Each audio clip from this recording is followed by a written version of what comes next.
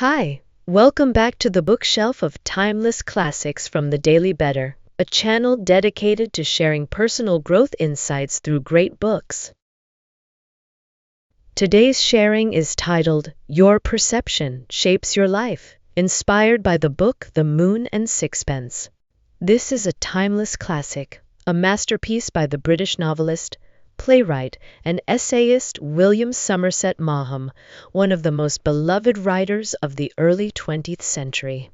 Let's listen together. Your awareness determines how you choose to live your life. Strickland, the central character of this story, was a stockbroker in London. He had a job that provided enough for his family, lived in the heart of the city, married a capable wife who managed the household well, and had two lovely, obedient children. In every sense, Strickland appeared successful, a prosperous career, a happy family, social respect, and a life many would envy. But what no one expected was that this quiet, rather dull middle-aged man would suddenly abandon everything he had painstakingly built in the first half of his life, and leave for Paris alone.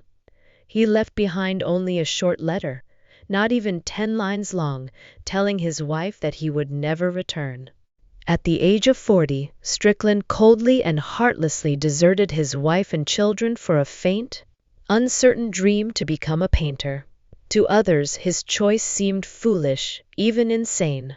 Foolish first, because he gave up a comfortable, stable life only to plunge into hardship and poverty.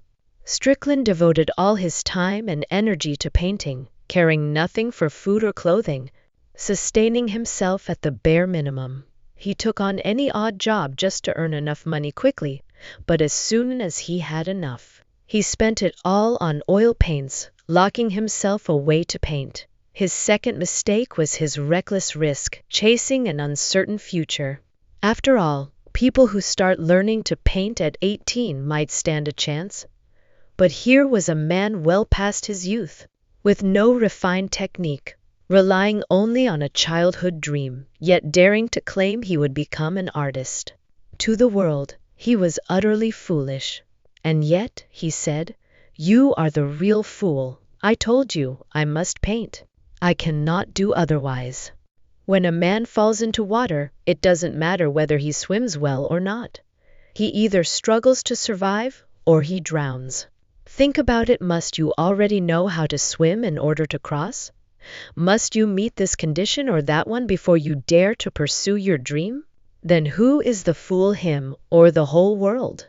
Many people measure their choices against the standards of others, sacrificing their brief lifetime to endure an unhappy existence they never wanted. And yet, when one dares to dedicate that same limited lifetime to chasing a dream regardless of gain or loss, success or failure, do we call that stupidity or courage? Psychologist Catron once said, "People will try every way possible to avoid confronting their own soul. Only those who dare to face it are truly awakened." Strickland was such a man. He dared to step beyond his safety net, courageously chasing his vision. Whether material wealth is everything or nothing, whether it is a treasure to clutch or just an old shoe to cast aside, it is all up to you. So many of us only dare glance timidly at the moon, then bow our heads again to scramble after the sixpence, just to keep our lives running. Here, the moon symbolizes noble ideals and the soul's highest aspirations, while the sixpence, small and trivial, represents worldly concerns and practical necessities. We live in a world flooded with sixpence, filled with attachments and desires. Are we not, in truth, slaves to time, rushing through our finite years, entangled in relationships, forgetting the goal we once held? If you only look down at the ground for coins instead of lifting your eyes to the sky, you will miss the moon. Each of us has a narrow stream to begin with. Only those who insist that life is too short, and who choose to live the rest of their days in their own way, transform themselves into a deep river, into an ocean. And if you think Maugham is merely planting a dose of toxic self-help into your soul, then you underestimate him. The great philosopher Schopenhauer once said, "The greatest prison in this world is the human mind." What binds a person's life is not wealth, work, or family, but awareness itself. Different awareness leads to different ways of living. Happiness or misery, it all depends on how you define it. The moon and the sixpence, whichever you choose, the true value you gain, only your heart will know. Your awareness determines the order of priorities in your life. Strickland's wife came from a noble background, a woman who cherished prestige and social grace. To her, life had always been a calm, steady river, until one day it suddenly surged with violent waves when her husband left without warning, leaving behind chaos and shattering her once peaceful reality. 17 years of marriage, and the man she thought she knew best turned out to be the greatest stranger.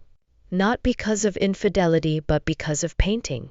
He abandoned wife and children for art, leaving her humiliated and disgraced. She fell into despair, but quickly awoke to reality when her pillar of support collapsed. There was nothing to do but stand on her own. She hurriedly learned to type, rented out her home, sold possessions, and moved into a smaller house. With or without someone by her side, the earth kept turning. Through hard work, her career slowly began to prosper, and her children grew up accomplished. Eventually, she moved into a new residence, gave up typing, and returned to the upper class. For in her mind, relying on another was never honorable. Only through self-reliance, combined with a respectable appearance to uphold her dignity, could she achieve the lifelong goal she pursued. Different awareness brings different priorities, thus one's path and effort will always diverge. As long as you find true joy in what you pursue without inner noise, conflict, or struggle, then your choices cannot be measured as right or wrong, noble or lowly. The answer lies only in your heart. Strickland placed painting above all else, devoting everything to bring his dream alive. His wife, on the other hand, placed dignity first, working tirelessly to secure it. In the end, we reap what we sow. And it is no coincidence that two people who once shared 17 years drifted apart because their awareness had grown entirely different. One of the founders of German classical philosophy once said, "I respect any independent soul, though I may not always approve, I will do my utmost to understand." Some are drawn to the hazy glow of the moon, others to the tangible coin in their hand. Awareness differs. And though it may clash, mutual respect is always best. You need not live cautiously within the awareness of others, nor must you point fingers and criticize their way of life. In truth, there is no fixed measure for anyone's priorities. What matters most is that you face your own soul, live as yourself, and give your best. That is the true message the author wishes to leave with you. Your awareness shapes the way you treat others. In the novel, there is another character, Struve, a painter not yet 30, though his head was already balding. His skills with the brush were clumsy, but he possessed an extraordinary, refined eye for talent.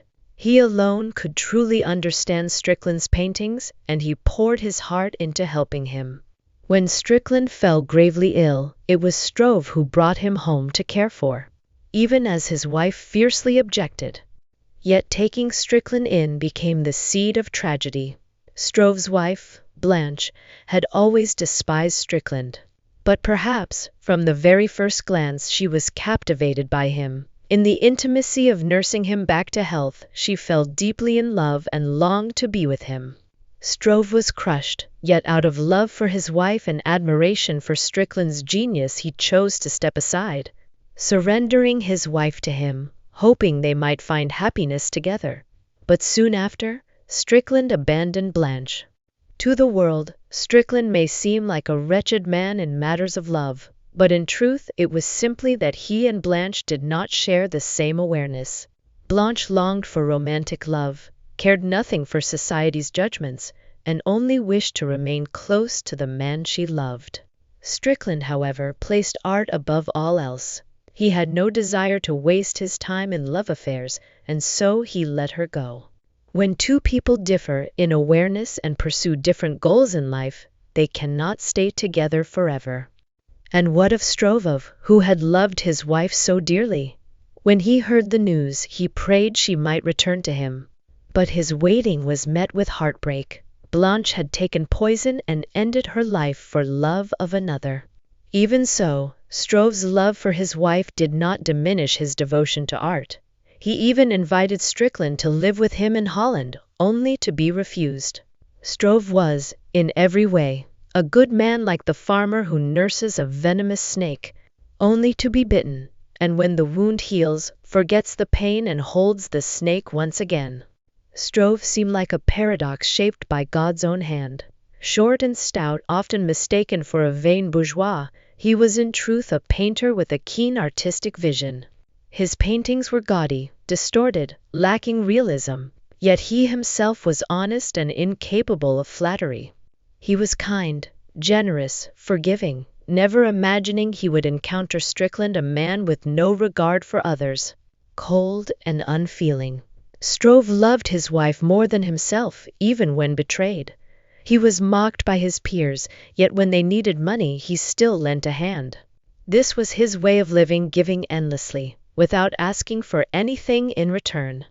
As the novel says, Stroeve was a noble and selfless soul. Even though his fate ended in tragedy, it could not obscure the greatness within him. Some may pity him, calling him foolish and naive. Others see through to his magnanimity. Awareness differs, and so does the way each of us treats others. Some live joyfully, helping without expectation. Others live selfishly, thinking only of themselves. But no matter how harsh life becomes, there is always a place for you, a place where you can entrust your pure conscience and your love for the world. Your awareness determines how you walk among others. Whatever the case, follow the voice of your conscience, live fully, and give love generously. This book tells us, do what you truly desire, live in the circumstances you love, calm, peaceful, free of conflict. A free life, as one understands it, is a life guided by awareness, illuminated by spirit. Success or failure, each of us defines it differently. With different awareness comes different choices of how to live. Some chase fame and fortune, others long for quiet, ease, and freedom. The life we choose to live rests entirely on our awareness. So then, how should we live in order to have no regrets? Adler once said, "You are not living to meet the expectations of others, and others are not living to meet the expectations of you. Listen to your heart and choose the way of life you love. Isn't that the greatest success of all?" A person's life cannot be locked inside the narrow path of words like success or failure, good or bad, right or wrong. Everyone has their own way of living. Others have no right to interfere, and there is no higher or lower way so long as it brings you joy. Van Gogh once said, "Inside every heart burns a flame, but passers-by see only the smoke." Live for the flame within you, not for the smoke seen by others. Whether you gaze up at the starry sky or tread upon the earth, live the way you wish to live. As long as your heart feels no conflict, no inner struggle, that is enough. And those who keep striving for their dreams, are they not beautiful? So here's my wish for both you and me, for all of us. May we live wonderfully, live as we desire, and give our all to this life. Thank you for listening to The Daily Better, a channel dedicated to sharing personal growth insights through great books. If you found today's video helpful, please share it with someone who might need it. Support us by clicking like, subscribing, and turning on the notification bell so you don't miss our weekly uploads. And if you have any thoughts or feelings to share, drop them in the comments below. Thank you, goodbye, and see you in the next video.